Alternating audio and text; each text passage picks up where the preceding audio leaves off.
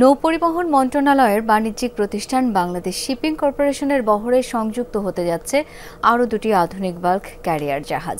হস্তান্তর করা হবে আগামী সেপ্টেম্বর ও নভেম্বরে। দুটি জাহাজ বহরে যুক্ত হলে বিএসসির পরিবহন সক্ষমতা আরও বাড়বে।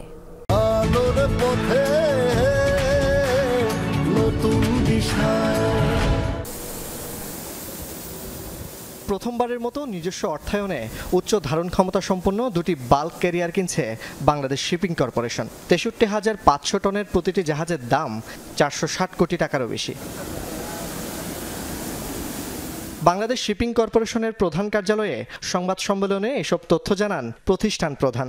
দাবি করেন ইউরোপের বিভিন্ন দেশ ও জাপানের যন্ত্রাংশ ও উপাদানের নতুন জাহাজগুলো তৈরি করা হয়েছে, যেগুলো অন্যান্য জাহাজের তুলনায় জ্বালানি সাশ্রয়ী, পরিবেশ বান্ধব এবং আন্তর্জাতিক মানসম্পন্ন।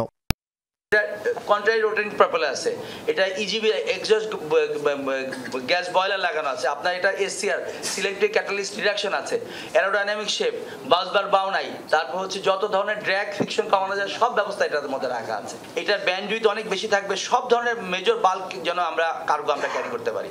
এটা বিজনেস অপরচুনিটি বেশি রাখার জন্য ওইভাবে এটাকে নেওয়া হয়েছে।